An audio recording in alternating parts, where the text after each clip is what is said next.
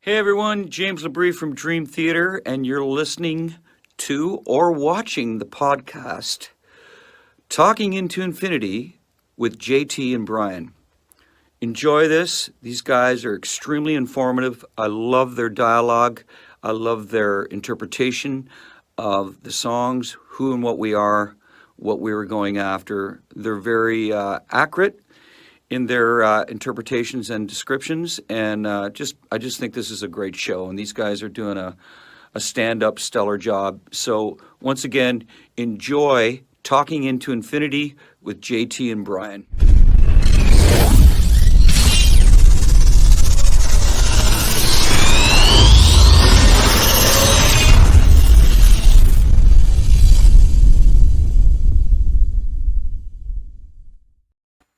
What is up, everybody? Welcome to another episode of Talking into Infinity, a Dream Theater podcast. A very special Friday episode. Of course, we all know why we are here.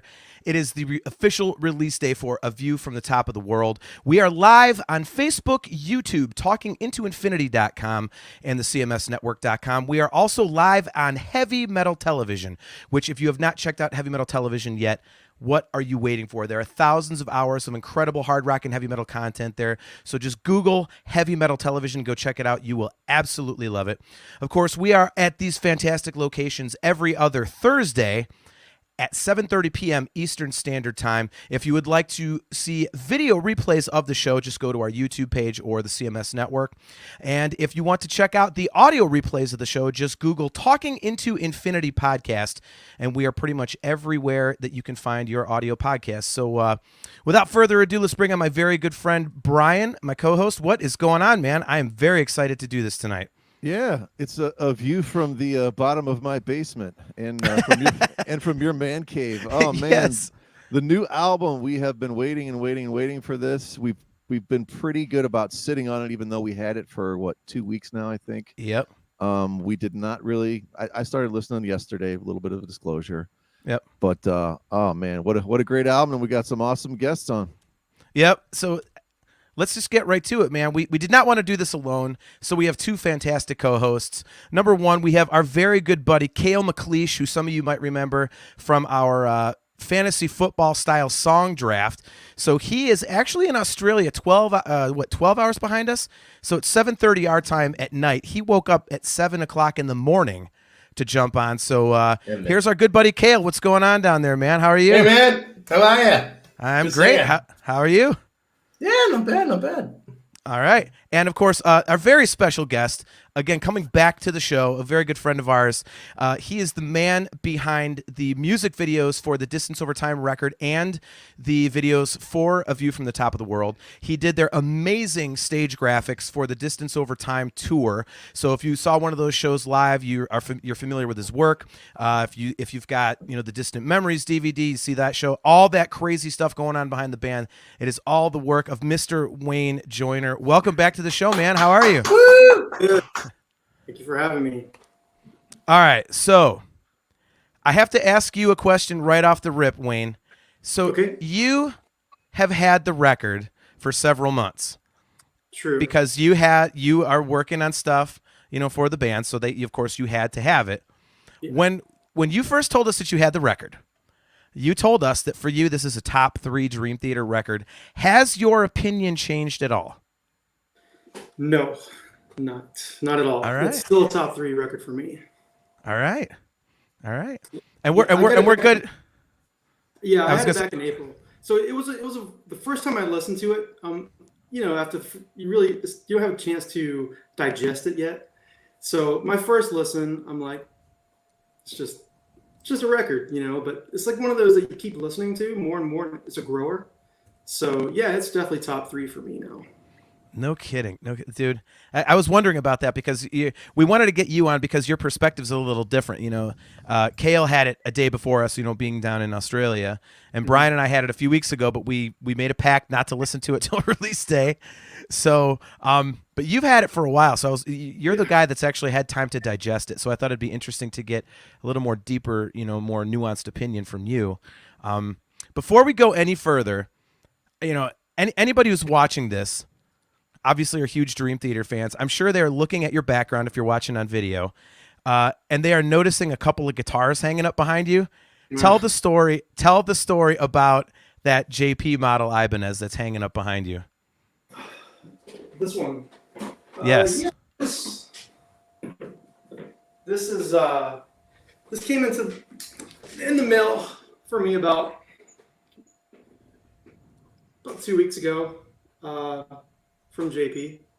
So it was a gift, and this guitar was used on Images and Words. This is the OG JPM. Man. So We're not worthy. oh yeah, it's very special. Stays So in the that is the John Petrucci Ibanez that was used to record Images and Words, and you are in possession of it. That's it. Man, I need to get that gig. That is so badass. Wayne, did you have any idea that was coming, or did all of a sudden like UPS shows up and you're like, "What's this?" I had a feeling. I've been bugging him about it for a while. I was like, if you ever can find one of those, it's like, I have it in a case somewhere. It's like, if you ever find that case and you're feeling generous, just consider it. That's how you know your work later- is good. Yeah. Yeah. It's like, your work is good when the guy's like, that iconic record we recorded 30 years ago. Hey, you can just have the guitar I used on it. Man, so all right, so let's just get right into this. So, Wayne, we'll start with you because you've had it for a while. So, what was your initial impression of the record when you first got it? So for me, my first listen, I really needed to see how it would made me feel visually, because I'm going to have to bring it to life visually. So, I got it. Luckily, the week that I got it, I was on vacation, so I could just chill on the beach, listen to it with some headphones on, and just get lost in it. And that's what I did. So my first reaction, like with the Alien, that was pretty hard hitting. Start off with track. At first, I didn't really care for it. Really? Okay. I kind of gravitated more towards the catchier tunes, the tunes that have had the more familiar Dream Theater sounds to them, like the keys and intro to what song am I thinking about here? Answer the Call. That sounds like something that could have been put on Falling into Infinity. Let's see, Awaken the Master hit me right off the bat. That H-string intro was brutal. So I just automatically I'm headbanging to that. I'm like, man, what am I gonna do for this? So yeah. My first listen, it didn't really hit me as a whole. The more and more I listened to it, the more and more I heard things that I didn't hear the first time. So it's just like a bunch of puzzle pieces that start clicking together. Right. And by the time I started working on it, I'd have to listen to each one of these songs at least 1 million times, as I'm working on it, hitting playback. So it grew on me like that. And then I could really dissect what all the guys were doing. I could pause the track and, Jordan's going to do this. Then I'm, John's going to do this. So for me, I mean, I got to live the record, so to speak. So I just, even with Distance has a special place for me as well, but this one, I just really feel like they stepped up their game. And James sounds awesome on it too. So that's definitely something that I noticed right off the bat. What's up? Chris Wilson says, "Hey guys, longtime Apple Podcast listener. Thank you for that. Hope you guys love the album. I thought every song was a banger. Let's go. Happy new DT Day." I'm with you, man. Thanks for checking out the show. Much appreciated, bro. I think, and I'll get into this when I get around to my opinions of it. I think James performs very well on this record, but I think it's a very different record for him. I think it signals a start of a different way of writing for him. And I'll get into that more when I get into, my kind of initial reaction to it. Kale, so you've had it a little bit longer than we have, but not as long as Wayne. Just a little Obviously. bit. Well, Yep. Yeah. Not really. I mean, you guys have alluded to it that you've had it for a little while, but I've probably listened to it a bit sooner than you have. Sure. Yeah, I liked it. But for me, I'm 3 listens deep now. As much as I love every song, it's kind of not got the staying power for me yet, which is, In I don't know, comparison is that to something you had, Wayne, where it's like record, but it doesn't really flow yet until it starts repeating, or? Yeah, that's Yeah, what I- for me. I had to listen to it like over and over and over again. But that's like any of these like really deep thinking albums. It's not going to hit you right off the bat. It's not going to be like Yeah, true. Queen's right, Eyes of a Stranger, boom, you got it. You know, this Yeah. you really have to. And like with this, for albums that grow on me like this, they're albums that I'll keep going back to listening 15 years later. You know, so Yeah. it's a keeper.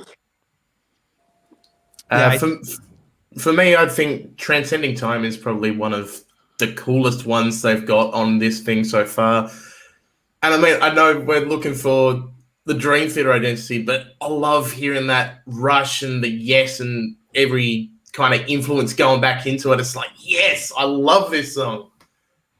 And, you know, I'm really digging Answering the Call. I'm really digging into Awaken the Master, all those kind of big songs. I like them, but I'm still thinking that Transcending Time is probably the main one for this album for me so far. Yeah. Joe Gebhardt says, many albums of theirs require that type of approach. And Ori Markovich, who got up at 2:30 in the morning for this, says, hey, Wayne, that guitar will look amazing on my wall. Just saying. Yeah, but it's not going to end up there, is it? Go to graphic arts school, Ori, and work for several years, and you might have a shot at it. All right, Brian, your initial reaction to the record. Yeah, I kind of agree with these guys. I think it's the word I'm coming up. I keep coming up with this. It's kind of a cerebral type of an album. Yeah. And you and I talked. Distance Over Time is a little more song oriented, but this is more, I don't know, theme oriented. It's very atmospheric, especially the title track and Awaken the Master, Sleeping Giant.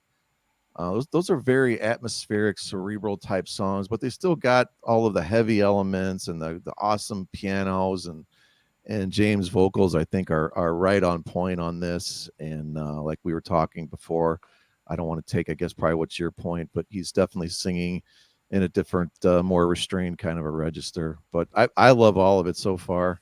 There's only like one kind of tiny thing that sort of bothers me, but we'll talk about it later. So Matthew Powers, he says, hey guys, first of all, Matthew, thanks for checking out the show. Appreciate you. Hey guys, Transcending Time has such great melody. I'm happy to see that I'm not the only one who has a special love for the melodic and catchy side of Dream Theater. Oh, definitely. Yeah. I'll address that real quick. I have a thought about that song. To me, that song sounds like a better version of something that would have been on the self-titled record. Yeah. That definitely sounded like something from Dream Theater, the album. Yeah. Adam Rishog, man, our good buddy. Wish you could be on with us. It's good to see you, though. Hope you lads enjoy the album. I'll be sure to message you once I listen. Long live Dream Theater. Yeah, and send us a link to the video you're making. You're doing an instant react. You're going to listen to it live. So let us know where that's at so we can promote that for you, man. We'd like to watch that. So good to see you. On the point of promoting things, shout out to 98 Podcast. They do a very good in-depth review of it. I enjoyed that. So, there you go. And all right. David Ellis asked me to shout him out, so perfect. Yeah, accomplished. I'm waiting to listen to his review. I've heard they're not so high on the record, so I'm interested to hear that. But they aren't. I mean, they are, but then kind of critical in the ways that I think I'm going to be critical. I kind of agree with a lot of their points. Okay. So my initial reaction was, I've listened to it 4 times now. I listened once last night, so I did kind of cheat. I listened to it 3 times today, and to me, it sounded like one continuous piece of music that was kind of cut up into chunks. And as I've listened to it more, it's kind of separating itself. And so Wayne and Brian, excellent term saying it's a cerebral record. it's one of those things like, and to make a Star Wars reference, since I'm a Star Wars nerd, it reminds me of The Last Jedi, because when I first saw The Last Jedi, I was like, what the hell? I got to watch that again. Like, as there's obviously a lot of stuff I'm missing, and I kind of feel like this record is like that as well. I thought Dramatic Turn, or excuse me, Distance Over Time was a much more immediate listen. And Mangini's drums on this one, like I still, even after multiple listens, in parts it almost seems like overplaying, or I don't even know if I can call it overplaying, because that sounds like a very negative term. I would say just like a little busy at times, where it's like he could let a vocal shine a little bit more. And since we've already brought it up, let's jump into I jump into this. I'd love to get your guys' opinion. James sounds amazing on this record, but Brian and I talked about this on a previous episode. When you hear the Alien and Invisible Monster, when they released those as singles, we had said it sounds like he's kind of holding back a little bit finally. Like he's actually, considering the live environment in writing this stuff. And the rest of the record was like that for me too. He did not take those really high, like there was none of those crazy high, screams that he's known for. Did you guys hear that? Or is it just me? Or I definitely heard it. I mean, I love his approach on this, and I'm really glad he's not going for moments like in, let's say, Lord Nefarious, where he's going for that, where it's like, yeah, right. This is not gonna translate as well live. X amount of shows in, Yep. I'm glad he's looking at this from a preservation. Cool. Yeah. I mean, did you get that? Did you get that vibe, Wayne? Like, what? Again, you've sat with it for a lot longer than we have. Like, yeah, I think he played it cool. I think I don't think he was trying to go too high a register to singing this. I think what he was doing was fitting the music perfectly on this album. Yeah, I don't think he was trying to outshine at any moment. Just what fit. And I don't think he had to. He has 2 songs that he wrote on the album too. Which one? Now, which ones? I know one was the Alien. What's the other one? Answering the Call. Okay. Oh, nice. So the 2 best songs on the album, he did lyrically. So there you go. I think those are my 2 favorites. I think, at least so far. Yeah, mine is Sleeping Giant. That's my favorite one on there. I think Brian would agree. Chris Lynn says, podcast listener here. Thanks for doing this one day later than usual so I can catch it live. You're very welcome, man. It's Saturday at 7:30 a.m. here. Oh, so you're out of town like Kale is out of town like another country. So far, this album is definitely my favorite in the Mangini era. I've seen that online a lot. Brian, did you get that vibe off? Disagreement. Yeah. Well, you know my thoughts on my favorite Mangini album, but no, going back to the James thing, I think it's almost an evolution of, and kind of how Wayne was saying, it's more like, I think he's more of a compliment now than kind of like an instrument almost, whereas like especially like Images and Words, like he's just got all those epic vocal melody lines that really cut through almost as a separate entity and instrument, and here it's more complementary. But that's kind of how you have to be when you have so much other stuff going on and these sort of bigger progressive. Yeah, he's in the pocket. He's a pocket singer now. Yeah, and I to your guys' point, I think that is definitely punctuated by the fact that there is a lot of 3-part vocal harmonies going on in these choruses now, and that's something they have not really done. I mean, that stood out to me immediately. I'm like, okay, so James is fine. He's laying back. He's being smart about how to recreate this stuff live, and to bring that lush melody out that's usually there by his higher register. They're adding another layer of harmony to that vocal line. I thought that was really interesting. So, I mean, did any of you guys catch that? Did that stand out to you guys at all? The harmonies were a huge thing for me. It's like, wow, this is different and new, and it feels really good. I love the way it sounds. I hope they translate as well live as they do on the record, Wayne, and I think they will. I think they absolutely will. But Wayne, you know the set list. Are they going to translate live? I know the set list. I know the songs that might be on the set list. So. Oh God. Lucky Yeah. bastard. Some of the songs off the record will be on the set list. Some won't. Some Please other tell. ones will be on there. But, Kale, he's not allowed to tell you what's on. Yeah, and I what's know, not. I know. That's why I didn't Yeah. finish that thought. You I heard wanna it say here something first. you Breaking said. news. Some songs will be on, some songs won't. Some songs won't be. Like every other set list. That's why we got you here, Wayne. Yeah, I can give a good hint. There are a lot of long songs on this set list. I'm talking about there's a lot of 10+ minute songs. Oh wow. Really? 9, 10. And they're not even doing an evening with, so it sounds like it's going to be like, here's 5 songs, enjoy your night. Yeah, kinda. Yeah, they're doing some really cool ones from the past too. The whole the set list is just going to be A Change of Seasons, Octavarium, Count of Tuscany, A View from the Top of the World, and Illumination Theory. All right, guys, have a good night.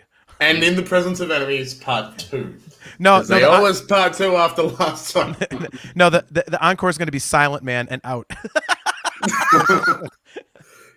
So, Oh, man. so Matthew Powers says, and like we kind of alluded to this, Transcending Time reminds me of The Looking Glass from the self-titled album. Do you guys hear that comparison as well?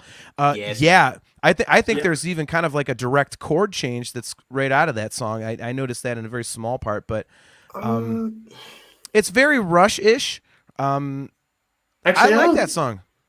I think this is the song that stands out the most for me.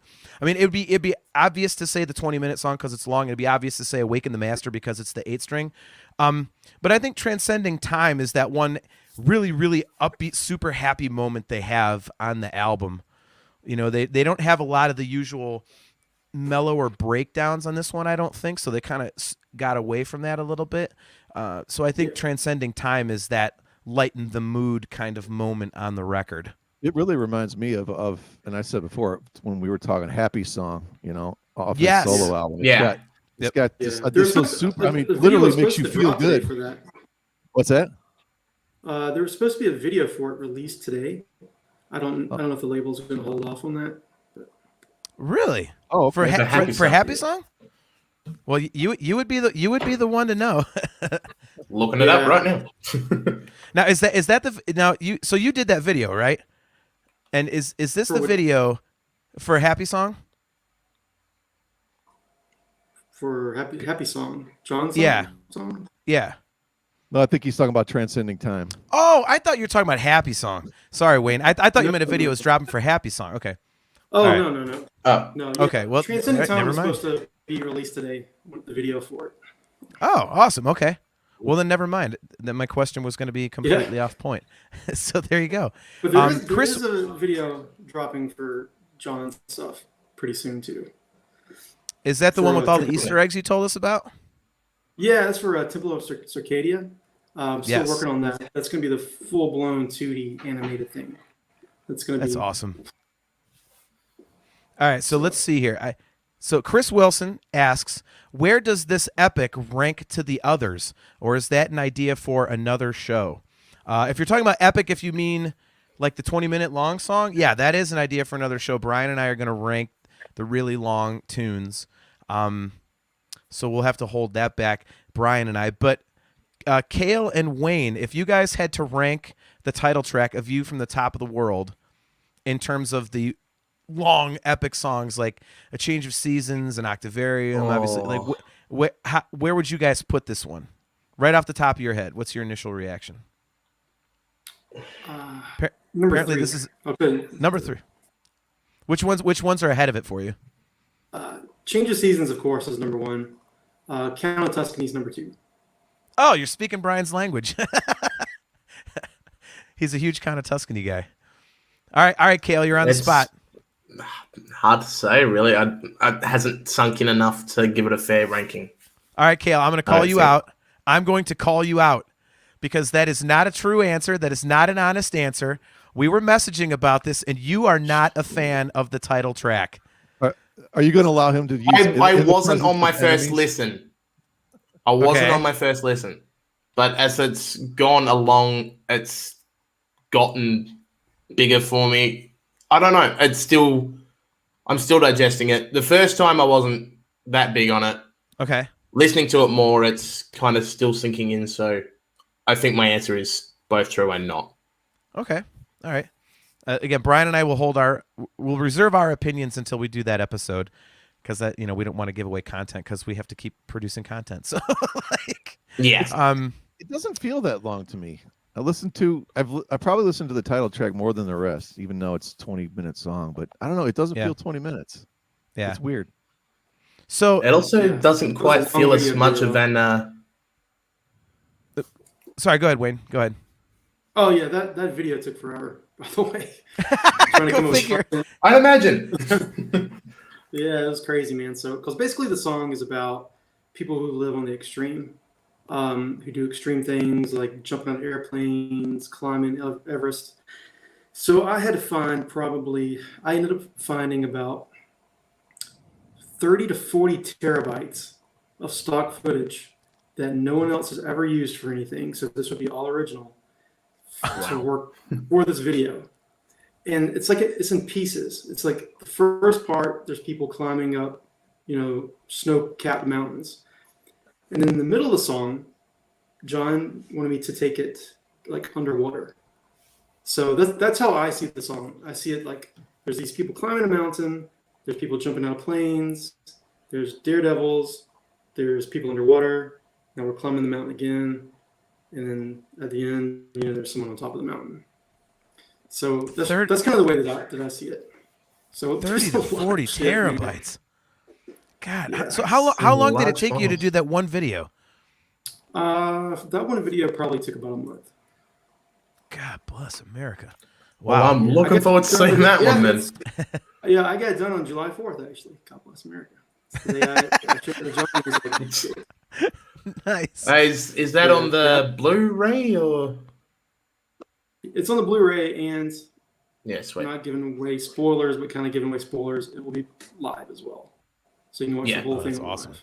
Yeah, I'd imagine that would probably be one of the big ones to bring out live. They usually do a title track, don't they? All right, so I need to ask you guys about the drumming on this record because it is absolutely monstrous. But as I said with my brief little immediate reaction at the beginning, there are times for me where it's a little bit much. I think a few times for me it kind of overshadowed the vocal, and I don't know if that's just me hearing that because I am a singer, so maybe I'm a little sensitive to that. So my opinion might not matter as much. But I was wondering where you guys came in on that because obviously I think the last record was definitely Petrucci's record, and I feel like this is kind of like Mangini's record. Where do you guys stand in terms of Mike Mangini's performance on this one? You want to go first, Wayne? Wayne? He's trying to prove something. I think he's trying to all the naysayers. Do you think he achieved it? I do. I think he achieved it. And you're right. I do think some of it is overkill from here and there, but I think he was trying to prove hey, this is my job now, and I'm going to show you why it's my job. Yeah, I think the thing to me, I listened to an interview, with him from I think it was this week maybe.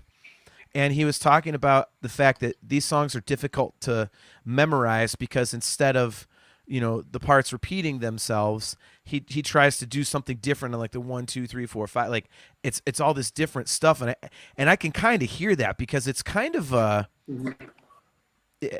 as a listen, it kind of keeps you on the edge of your seat. There's always stuff so many things coming at you, and I think a lot of that comes from the drums. And that's very unique in their catalog. Usually the drums, they have all the crazy busy stuff, but we're used to it kind of anchoring in parts. And this one, he just kind of is flying all around, just kicking ass. So, I think your assessment is dead on, Wayne. That's kind of what I thought too. Finally, he's he's been reading the message boards. He's I'm effing tired of hearing about this Portnoy Mangini crap. So here, I'm the drummer. So check me out. Yeah, so, I think that was for all the Portnoy widows. Who's the man now? Yeah, I mean, and I think he's got every right to do that. By the way, I mean, if I was him, I'd be ready to just rip people's heads off for that. It's for the love of God, it's been 11 years. Get over it already. I hate seeing that stuff on message boards. I'm will you just stop it? Yeah, me too. Like, come on, dude. They've done 5 records now, and it's like it's phenomenal music. And you know, I mean, Kale, you play drums as well, so like you've got a perspective on this from a musician standpoint. Where do you stand on that? I agree with what you're saying. There is a lot of moments where it is a bit much at once, but at the same time, when there is a moment for the drums to stand out, perfect examples in The Alien where he goes to that octoband sound. I love that. There's so many great moments like that. But I think overall there's moments there where it goes back to the SpongeBob meme. How many times do we have to teach you this lesson, old man? You know? He's just like, I'm done. I've had enough of taking your crap. Here's my masterpiece. Yeah. Shut up. Yeah. Like I said, I mean, he pays attention to this stuff, and it's like it's just so old. I mean, it's weird. Like I saw something today that I'm not sure how I feel about this comment. Somebody said, thank God for Mike Mangini, he saved the band. And I saw your response to this. Yeah, but and I commented like, saving what? Like they were huge when Portnoy left. Like what's there to save? But then, I guess there is another angle to it, which is, that the sound did change when he came into the band, and the dynamic between the members kind of changed. So I don't know where to stand. They all get along now. Yeah. I mean, it's so funny. I was thinking about that, Wayne. Like, there's still people like, oh, I hope they get, Portnoy back to do a couple records. And it's like, dude, it couldn't work. No. Like, and I think the recent tour postponement is. Did kill each other. Yeah. Yeah. I mean, there's no way it would work. I mean, just stuff like, the recent postponement of the tour. Petrucci just came out like this week or last week and said, yeah, that wasn't a unanimous band decision. 2 of us wanted to do it, 3 of us didn't, so the 3 won. And he said it was him and John Mayone wanted to tour. The other 3 didn't, so they're like, all right, we're not touring. If Portnoy's in the band, he's just going, F you, we're going on tour. That dynamic is gone, man. So, well, I have to wonder if that would have been affected by the times as well.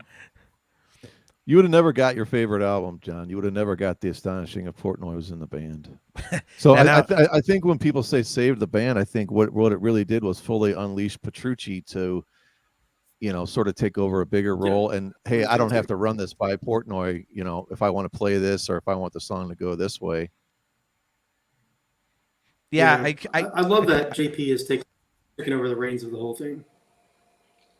I think it works amazingly well with him at the helm, just because he's able to run things like Portnoy did, but he's not that just domineering, dictator kind of personality that Portnoy was. It's like, and I don't want to diss Portnoy. He's a super, super cool guy when I met him, but like, he's just, John Petrucci isn't as ballsy as he is. He's more diplomatic about things from everything that we've read. And I think it just works so much better. Well, I mean, you laughed, but I wasn't joking about The Astonishing. There's no way that Portnoy would have said, okay, you and Jordan go off and write an album, and we'll just sit here and chill, and then when it's done, we'll put our 2 cents in. There's no way on the planet. Zero. Yeah. And I don't think he could have taken as much of a back seat as Mangini does at parts. Yeah. Yep. I think he would have overplayed the hell out of something like The Answer. I don't think The Astonishing is an album that could have been made 12 years ago. It could not have followed Black if we Clouds, stayed with the band as it was after. Crap. Nice work, If Cal. we stayed with the band as it was at the point of Black Clouds. Yeah. Sorry for everyone that just had broken ears for the mic falling over. You're a rookie. So getting back to the new record, again, one of my other thoughts, as I said, it's separating a little bit more as time goes by. This really has the feel of one giant chunk of music that was chopped into pieces. That's kind of the feel I get. Yeah. And I think because of the drums, it has a little bit more of a loose structure and feel to me. which I think is going to really appeal to me down the road, because my favorite record is Talking Into Infinity. Much as Brian just said, it's the astonishing. It's actually Talking into infinity? Oh, or sorry, Falling Into Infinity. I'm so used to saying the show name, dude. Wow, thank you for catching that. It's one of my favorite records too. yeah. That's a top for me. Yeah, see, you and I have talked about that, Wayne. It's like we are definitely in the minority of Dream Theater fans. But Falling Into Infinity is my favorite album because it does have a little bit more of a loose feel to it, a little more openness, and I kind of feel like this one, like that record, in terms of this feel, the more loose, open kind of, aesthetic, like Falling Into Infinity is the way that Portnoy would have done it, and because of Mangini's style, this is how Mangini would do it. So it's kind of like they're cut from the same cloth to me. Yeah. As much as I love Falling Into Infinity, almost did it again there. That one, the songs, some of them kind of blend together a little bit for me as well. So I think this one's going to have some staying power for me once I really dig into it for that reason. Yeah. I mean, where do you guys stand on that? Like we talked about, Distance Over Time is more song oriented, and everything is very different from the previous. Whereas this one there's a lot more similarity between the songs. Like, where do you guys land on that? It feels like a giant soundtrack. I mean, especially the title track. Yeah. I mean, it feels very. I bet, Wayne, you must have had a field day with this. I mean, once you sat down and really dug into it, like you're listening to these songs and you're feeling like you're feeling like you're on top of the world. You're feeling like, there is a sleeping giant coming or whatever. Like, I don't know, you're just feeling all of these emotions, and like it's just it's super powerful to me. Like, especially if you just kind of sit there with the headphones in the dark, and it just sort of moves you. Like there's a really exhilarating experience listening to this. Yeah. So with these visuals, I didn't really get much direction. Like John's like, here's the album, here's the lyrics. You're free to do whatever you want to. So I'm like, okay. So I just started doing things, man. And some of the tracks I started kind of like hitting walls, I guess. Like Awaken the Master. That song is about, my young wrote that song. And that song is about, like your inner self. Like your inner heart, like, I don't know, like yoga, meditation.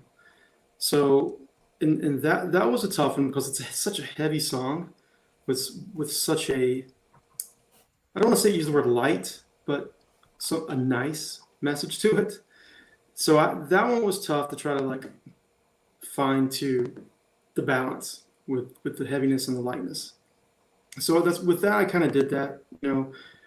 I took Q's art for that. Well, I did for all of them, but for that one, I took like the snow, mountains, and angels. So basically, I have a giant statue that awakens. The eyes awaken. Then I have it where you're kind of going through time a little bit.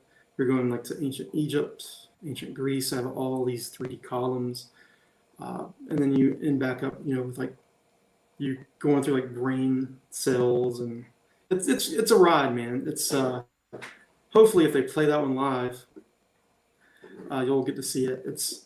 All these visuals were created this time. Like last time, I had no idea any of that stuff was going to be put for live video. It was just the label came to me and they're like, hey, we want you to do some graphics for Distance, and they're going to be on Blu-ray. And then after the Blu-ray came out, John's like, hey, man, we want to take all that and put it live. And I'm like, man, some of this stuff really isn't made for live. It's like when you turn on the TV, it's for that. But this time around, I kept that in mind that, hey, I need to make this stuff look pretty killer. Like when you're looking at a big screen, I want you to be able to see a gigantic mech or like some giant machine that's stomping its way towards you. Everything in 3D. I used Unreal Engine, creating a lot of the graphics for it. So it's going to feel like you're inside of a video game, a lot of these graphics. That's awesome. Unreal Engine was the... I had to yeah, man, Unreal Engine it's crazy. That's awesome. I would love to dig in offline sometime because it's a total nerd conversation. I would love to dig into how this stuff just comes to fruition, like how you start doing a project, like how this stuff works. It's just fascinating to me. But, so... Well, I think it's fun that you bring up that you're using Unreal Engine and all of that kind of thing, because Awaken the Master, my first feel was, welcome to Doom. And then my next note was, I love how it feels like the start of it's the boss battle of a video game. And then when it hits into that melodic, it's almost like, boss is dead, here's the end credits, here's the rest of the song. That's what that one stood out to me feeling like anyway. But that's such a cool vibe. I love that. I love that they can take me to that kind of arena style. And it's fun listening to your thoughts on this, because it's like everything I'm hearing, it's like I can't wait to see what Wayne's going to put to this. I can't wait to see what that's going to look like. This is going to be awesome. I just want to see what you've got in store for us. I think there is a certain... Yeah, man. I mean, with Distance Over Time, it happened as well. It was like, this is what the song sounds like. What's its visual identity going to be? And I think you nail that. You definitely nailed that for the entire last tour, and especially for the Distance stuff. Yeah. I mean, well, since you bring it up, I mean, Thanks, let's talk. Oh, go ahead. Sorry, Wayne. Didn't mean to cut you off. Go ahead. No, you first, man. Oh, no, I was gonna bring up Awaken the Master, since Kale went there. Like, that is obviously something we've never heard out of Dream Theater. Wayne, you used the word brutal. That was actually the word that came to my mind when I listened to that one the first time. I was like, wow. And I think that record is one of the standout tracks for me, not just because because of how different it sounds because of the use of the 8-string, but I was really interested, and I wasn't worried about this because obviously it's Dream Theater. They're not going to do what normal people would do with an 8-string, which is just just guerrilla music for 10 minutes. Yeah. But the way that they used it was really interesting to me, because obviously the parts where it needed to be heavy, they did it, and it was cool. But I thought there was one part that was really funny to me, because it was it's just single notes in the middle. It was like doom doom doom doom, like it just kept going down, like low note low note low note. It's just like these single hits, like I have an 8-string, I have an 8-string. Like it was really interesting to me about that. Oh, okay, all right. Well, here we've got a contrarian opinion right off the bat here. So David Ellis, our podcast buddy from Australia, he says, I think unfortunately the issue for Awaken the Master, it didn't need 8 strings. It didn't really service the song. I disagree with that, David. I think it was really cool. I think it's hard to say whether or not it services the song, because you don't ever really need an 8-string. It's not like, what would sound awesome on this is if we went like 2 octaves lower. That's what it's like. So it's a tool to create something different. So I think as a songwriting tool, I can't say whether or not it served the song. The song was specifically written on an 8-string, so they kind of wrote around that. Where do you guys stand on that? David thinks that it didn't need it. It doesn't service the song. Where do you guys land? Brian, I'll go to you first. Well, what I think is so cool about this song is it's that super ginormous, heavy, doomy guitar riff, but when the verses are going, it's like major singing and major piano stuff on top of that, and that's what makes it the perfect like push and pull. They always are able to get like that juxtaposition, which creates that just massive sound, and it makes it even heavier when you do stuff like that. Some people would think it's the opposite, but really that's what brings it out even more, I think. Yeah, I would have no idea that that's an 8-string, I guess, because my ear can't quite to decipher all that, but I think it sounds awesome. It's heavy. Could they have got the same kind of sound probably processing a 6-string somehow? Probably, but it sounds cool to me, and that's all I care about. Right. Ori Markovich, he says, I do not agree with David. And Joe Gebhardt, he says, the transition from the 8-string to Jordan's piano was fire. So I definitely agree with that. So it's kind of like to your point, Brian. Wayne, what do you think about Awaken the Master and the 8-string? I thought it was pretty cool, man. I think, and he played it like how he would play a 7-string. It's not I thought the same thing. Most of these 8-string, most 8-string players are so syncopated. Everything's like on a hard gate. It's all digenty. But he didn't do that with it. He played it like he would play, a 7-string, like if he was playing the song "Lie" or something like that. Yep. So I think it serves the song very well. I think it, like what I think with what the song is about. You know, you got brutalness, and then you got a song about the heart and inner self, which is all the piano parts that Jordan is. So it's a nice balance, you know, and that's why, like in the video, I have a lady holding scales, like balance scales. So visually, what that's trying to say is, you know, you get Petrucci over here on 8 string, brutal, and you have Jordan, everybody over here playing piano parts. The dark and the light is the balance. So for me, it really helped me tell a story with a video. That's awesome. Perfect. Hey Wayne, do these guys give you when you get a copy of the album, do you also get the lyric sheets or no? I do. I get the lyrics. You do? Okay. I figured you would have to. I was just curious. Yeah, I get the lyrics, all the art, everything. Yeah. Cool. I was just going to say, it's weird that David puts it as it doesn't need an 8 string. Sure, it doesn't. The Mirror doesn't need a 7 string. When has Dream Theater ever done anything that they need to do? Dream Theater is kind of an excess band as it is, so saying something doesn't need this does not make a point when you're talking about Dream Theater. Right, like Space Divest doesn't need to be a song. So, Yeah, I'd Space block you, Divest like, definitely some doesn't need songs to be or the end of anything. Awake. Wayne, where do you stand on Space yeah, Divest? So Sleeping Giant. He's like, screw Space Divest. It's like, we're not talking about. I'm on an island on that with that song, man. Damn it. All right, so Where do you Sleeping stand on Giant. Space Divest? So Sleeping Giant. Shut So down Sleeping the host. Giant. So I know you guys would like this. So when I started working on Sleeping Giant, that's the one that I had to make the most tweaks on for John. There's a lot of back and forth because I wasn't really capturing the concept of it. So Okay. for the video, I just had I had a whole bunch of like war imagery going on, like just explosions and everything, alien invasions. So because they talk about the darkness in it, so I thought, you know, that's the darkness manifesting. Well, what the song is really about is kind of Star Wars. There's all Star Wars references in there, like the darkness and the light. So that's basically Yoda's conversation to Luke is in that song. Just John. I have a new rewrote it. favorite song. Okay. You know. I agree with you. So yeah, next time you listen to it, listen to the lyrics and think of Yoda talking to Luke. That's what the song is.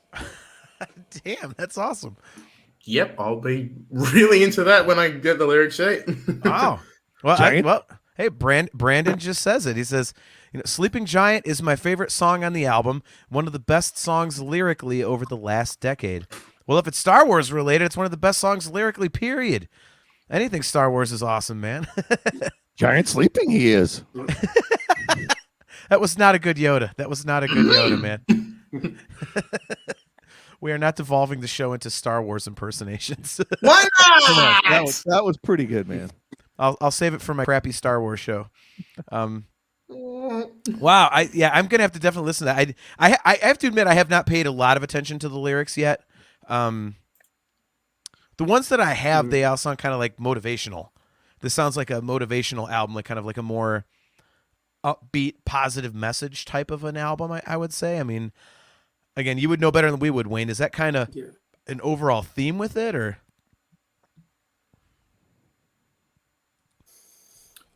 Yeah, I guess some of the songs are, you know, a little bit more positive. Especially the title track is a very positive track. You know, it's get out there and be all you can be, I guess. I don't know. Awaken the Master is definitely a positive track. Transcending Time is positive. I think the Alien's about Elon Musk. That's what that song's about. James wrote a free line. Yeah. Answering the Call, that was a tough one too because I didn't really have a lot to go on. So I used Hugh's art with like these little girls torching this cabin. So I did like a lot of fire imagery for that. Okay. And that's actually a pretty deep song. James got a little political on it. It's really about Chop Chop Square in Saudi Arabia, where they do all these mass killings and stuff. So, and I'm like, man, I cannot do a video about that kind of stuff. You know, it's it's You couldn't put beheadings in there, man. You know, so we're just, yeah. So yeah, we told James, really, man, we got to tone it down. We can't do that. So just let Wayne The burn first things up. Dream Theater album to get an R rating. Yeah, Invisible Monster is kind of the creepy track, I guess. Now, where do you guys stand on that song? Because that to me, Invisible Monster to me is like I described it as kind of like rite of passage esque. I think it's growing on me more than that song as I listen to it, but I think that's definitely like the most straightforward, just kind of direct song on the album. I mean, am I wrong? I mean, it's probably a simplistic question because I think it's a little obvious, but you know, to me, that one is just kind of the one that sticks out. That, you know, it's the most direct and to the point, has the least amount of parts to it. There's a lot I like about I that agree with song, you. but it's kind of my bottom, unfortunately. It's good. I like a lot of it, but that's my bottom too. Yeah. I feel like the chorus is the weakest part of the song. it just, you know, like it's doesn't. there's not a huge melody there. It's just kind of, you know, it's super safe and yeah. you know, it's not a bad song per se, but well, there's only 7 songs on the album anyways, so it's yeah. yeah. No, exactly, Wayne. It's radio friendly. The chorus just doesn't like pop. I think to me, it's one of the rare times that it's just like, you know. I mean, that's the one thing they've done with the Mangini stuff. Like they've always been great at choruses, but I think especially since Mangini's come in, they've really had these like big choruses. Like it's become a little more hooky. I would say, and this one just isn't one of the ones where it just like, you know, really really pops to me. I don't think. And I think a lot of that for me is his delivery on it. I mean, if it had a bigger emphasis, I mean, it's just kind of invisible monster. It's just like, okay, that's cool. I like everything you're doing lyric wise. I don't feel it here. I think everything else he's doing in the choruses, I feel it a lot more. It's just this one's kind of just there, and it's like, oh. When you buy the album there, Kale, does it have an Australian accent like you just did it that way or no? Just curious. Shout out. The view is spelled different, like VEAW, view from the top of the world. We're more UK than anything. Speaking of bad impressions, right? It's a view from the top of the world, mate. Yeah, doesn't sound Austrian at all. Oh my. There's the Austrian. And this definitely isn't a knife. There you go, Brian. You got it out of You made me do that last time. Yeah, Wayne, I made him do the Crocodile Dundee scene about that's not a knife. This is a knife. Come on, Kale, do it again. That's not a knife. This is a knife. Why is that the thing you make me do every time? That is absolutely amazing, dude. That's so good. Because in We're America, not doing this if I come on for a third time. Brian will probably make you do it. Yeah, that's and I refuse. That's what Americans equate Australia with, is Crocodile Dundee. It's like those damn 80s movies, man. All right, so last song on the album. Let's dig into this a little bit.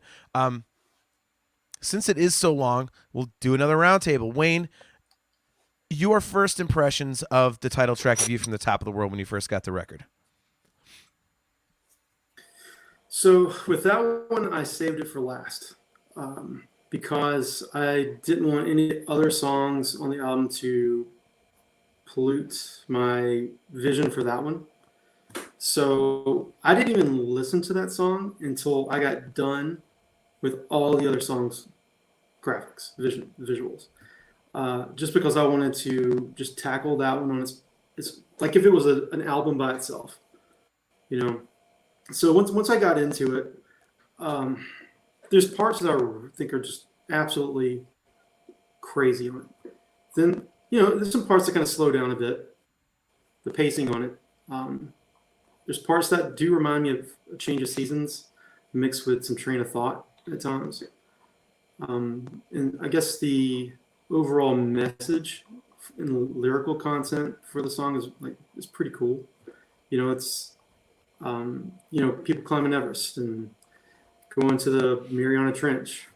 So it's kind of a cool concept. Usually their big epic songs are about something depressing, in an octavarium or whatnot. But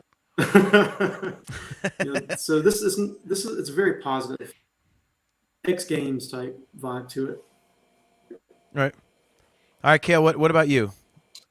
Your initial reaction to the title track. I liked it a lot. I love that.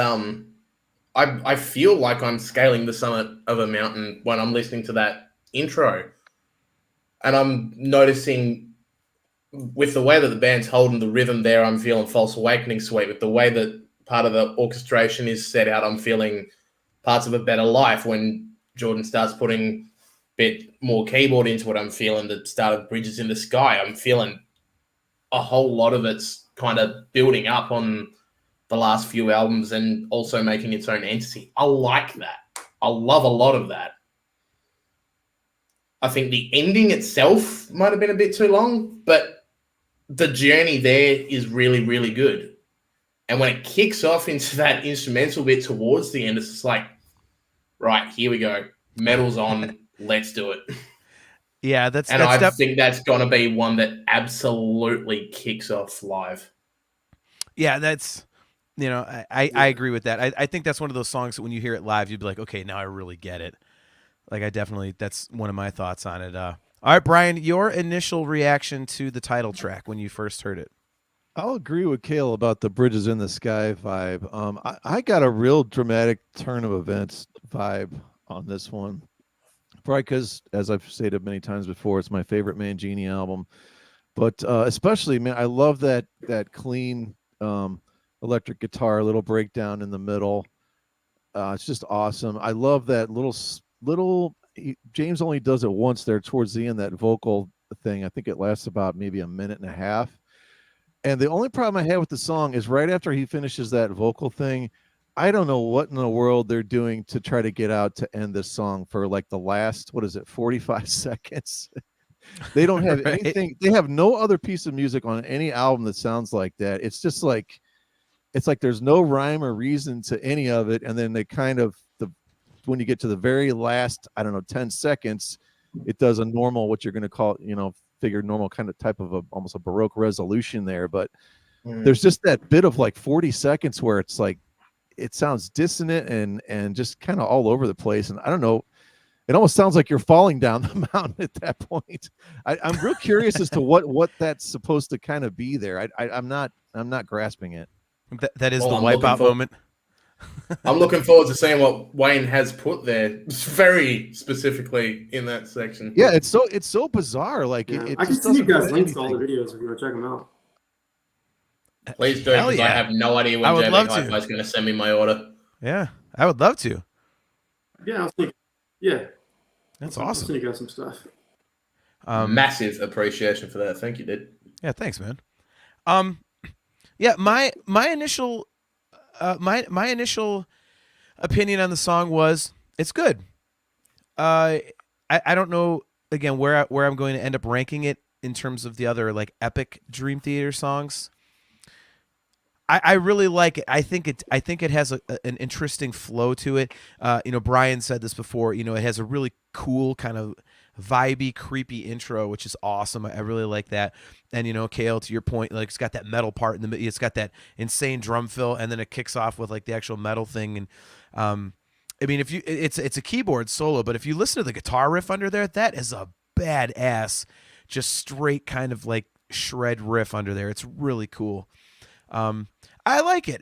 Again, it held my interest. I think, Brian, you nailed it. It doesn't feel like it's 20 minutes long, which I think is, as good a compliment as you can possibly give to a song that is 20 minutes long. If you're not kind of like checking your watch in the middle, then I think, mission accomplished by the guys who wrote it. I really like it. Wayne, I think you made an excellent point. Like you said, it's like an album unto itself. It really kind of is, because they do come back to themes from other songs in that. That's what I noticed a little bit here and there. So I thought that was really cool. And I think that might be why, the album kind of sounds the songs kind of blend together a little bit for me because, that title track definitely, brings back stuff from each of the other songs. So I think once you've heard most of the record, then you hear the 20-minute song and you're hearing kind of little bits and pieces you've already heard. That probably is why it kind of sounds similar, to my ears. But so overall, Okay, bye, Brian. yeah, he's probably going to take a piss or something. Let's see. So Brandon Charles wonders, they've done this with previous albums, though. It makes me wonder if the ending will sound like the beginning of the next album's first song. I would have to say no, because I think they said they were done with that after they did it for 3 records in a row, was it? Because it was Scenes from a Memory, and the Into 6 Degrees. Scenes, Into 6, Into Train, into Octavarium, and then Octavarium goes back on itself, which I think this one does, because it goes back to that right at the end. He's going back into that way he's hitting the that goes back into true. So it's kind of roundabouting itself like it does on Octavarium. Chris Lynn, look at this. He must know music. They revealed in a previous interview that the intro is in 23/8, kind of like a spoiler alert for me. Took away some fun from the first few listens. Still amazing, though. I give you a lot of credit, man. If knowing a song is in 23/8 took away a little bit of intrigue from the listens to you, man, that's pretty awesome. I heard that interview, too. I think it's one of the big one. They did a 3-part interview from DTHQ, and I think that's where they mentioned it. And I was like, God, one of these wonky things like 1917 or whatever. Like that's absolutely crazy.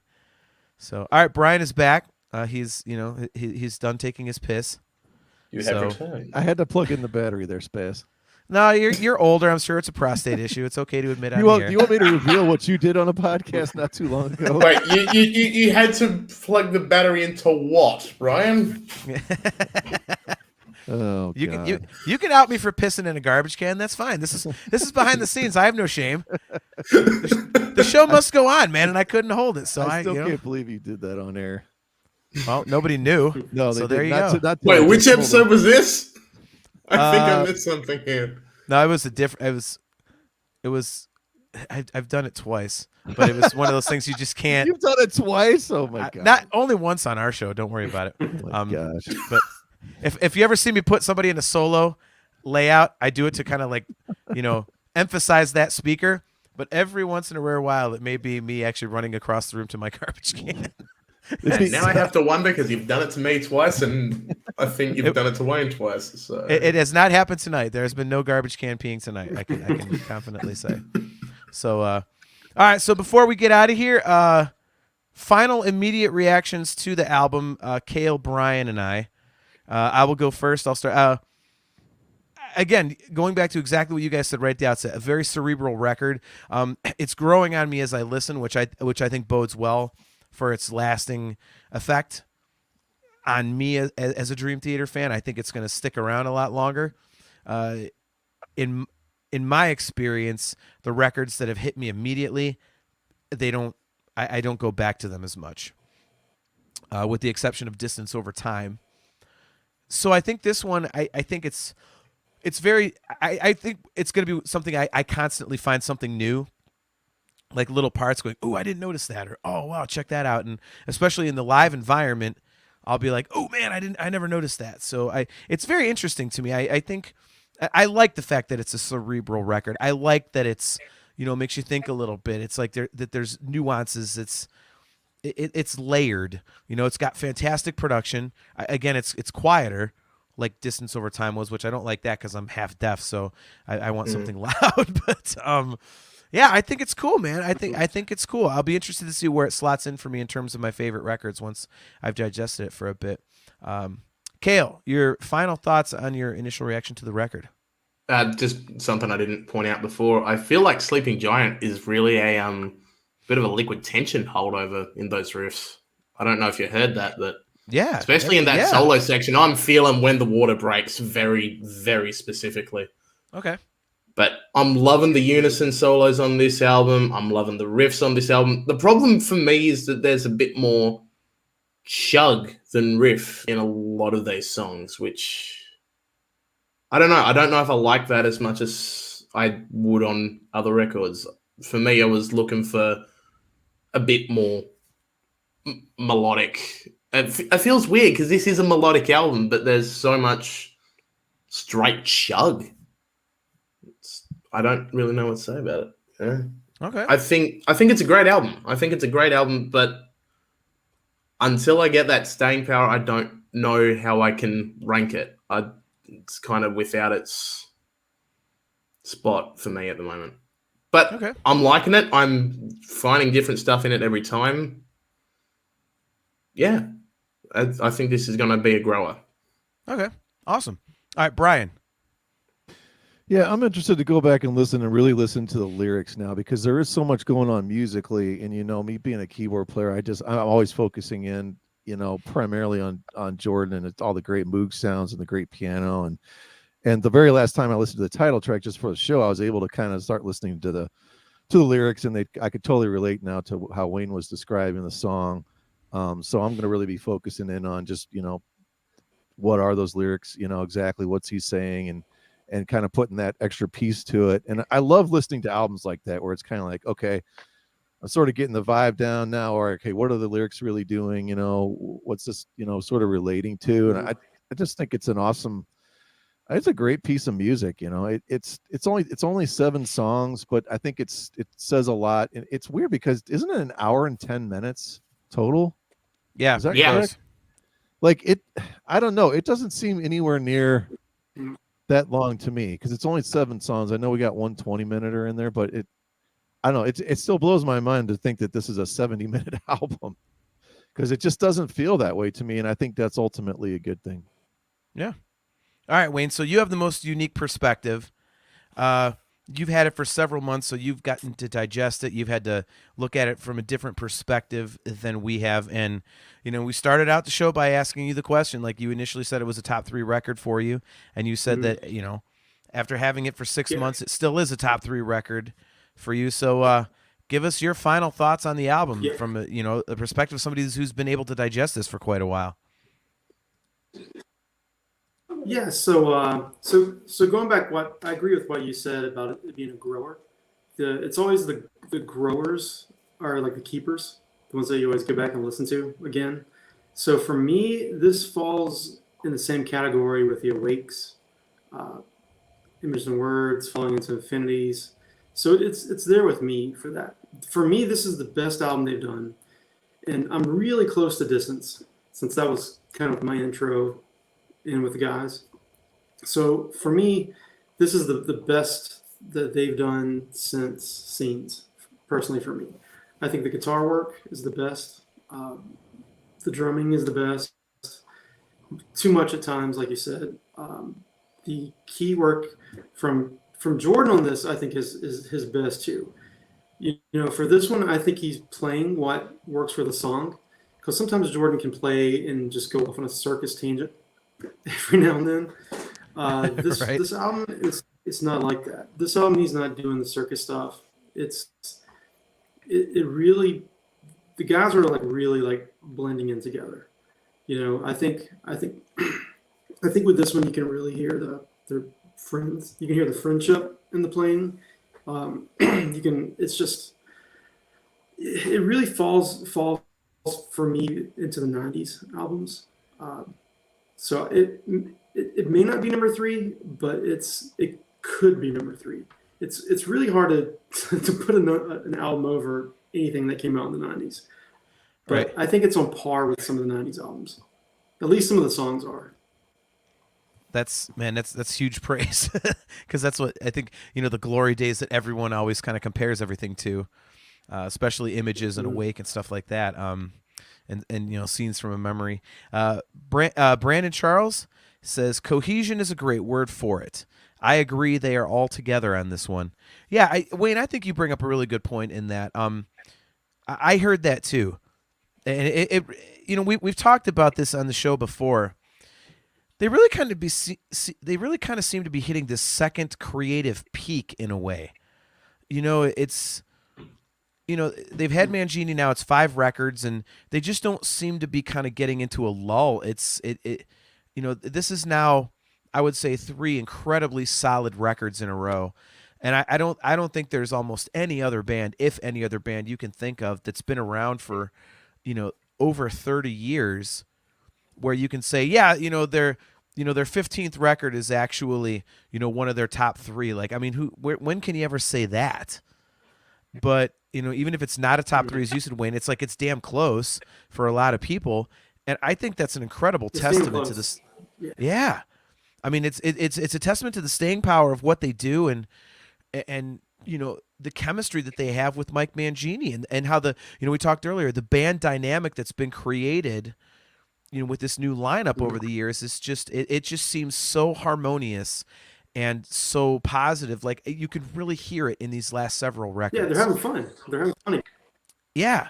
I mean, pulling the curtain back just a bit, and you don't have to like tell tales out of school, but just in a generality, if you have had conversations with the guys, have you talked to like Petrucci or anything like that? Have they mentioned anything like that to you? Like, hey man, it's going so great because of yada yada. Has that been said to you? Have you gotten into any kind of personal conversation with them about this at all?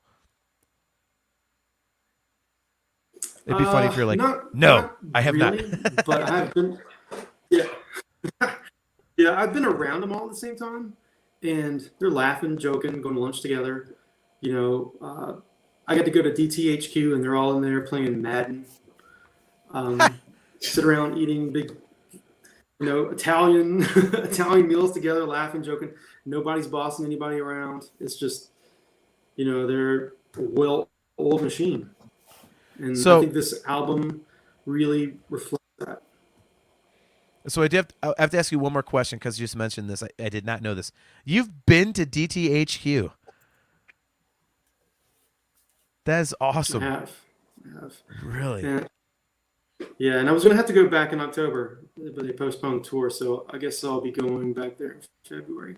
Do you have one small story you can tell us about DTHQ, just a little bit, for people that don't get behind the scenes like you do? Or we have to hold that for another episode when you're allowed to talk about it? DTH. Let's see. Well, I know there's. You can just tell us what it's like in there, I guess. It's kind of weird, but there's. Yeah, it's cool, man. They got their little practice room in there, and it's funny because John called me in there. He's like, "Hey, man, come here for a second." I'm like, "Dude, I can't walk in there. I'm not worthy. What are you talking about?" So come in here, and then he showed me his guitar rack. He's like, "These right here change the temperature of the sun."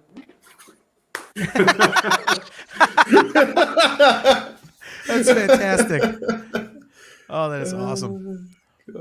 Well, if they need somebody to replace that interview guy that did the interview for View from Top of the World, just let them know that Brian and I are available to travel to New York. So we'd be more than happy to take over the interview slot if it's open. Absolutely. Well, Cale and Wayne, thank you guys so much for coming on. It was awesome to have you guys. It was so much fun to get like a different perspective. Thank you. Cale, thanks for waking up early in the morning. Obviously, Wayne, you bring a very cool perspective because, from the artistic side of things, and you've had the record for quite a while, and that's awesome. So, Brian, it's been a blast again. I'm going to steal your line. I can't believe it's been 2 weeks. 2 weeks in a day this time, but, Yep. Yeah. So, well, cheers for having me, man. It's been good. Not a problem. Hopefully have you guys on again. Wayne, obviously, if you keep working with the band, you're welcome on whenever. And if you just want to come on and bullshit about Dream Theater, just be like, hey, man, I'm going to talk about Dream Theater. I'm coming on. Okay. Yeah, man. Yeah. So thanks to all you guys for checking. The James stuff gets announced. Maybe Yes. Yeah. I would love to do that because we are huge fans of the solo James stuff. So that's actually going to be our next episode. Is actually in 2 weeks, not on Friday, on Thursday. So it will be Thursday, November 4th at 7:30 p.m. Eastern Standard Time. And Brian and I are going to break down our favorite James LaBrie vocal moments.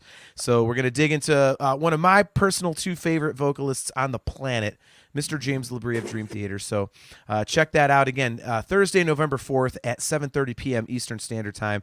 Again, you can find us live every other Thursday on Facebook, YouTube, talkingintoinfinity.com, and the CMSnetwork.com at 7:30 p.m. Eastern Standard Time. You can find us on all your fine podcast apps if you want to check out the audio replays, and video replays are on our YouTube or the CMSnetwork.com. So just Google us. You'll find us wherever the hell you want to check out Dream Theater content. So thank you guys very much for hanging out. Cale, Wayne, thank you so much. Brian, it's awesome to do this yet again. And we will see you guys. We'll see you guys in 13 days. So Thursday, November 4th at 7:30 p.m. Eastern Standard Time. And we'll see you guys later, man. Carpe diem.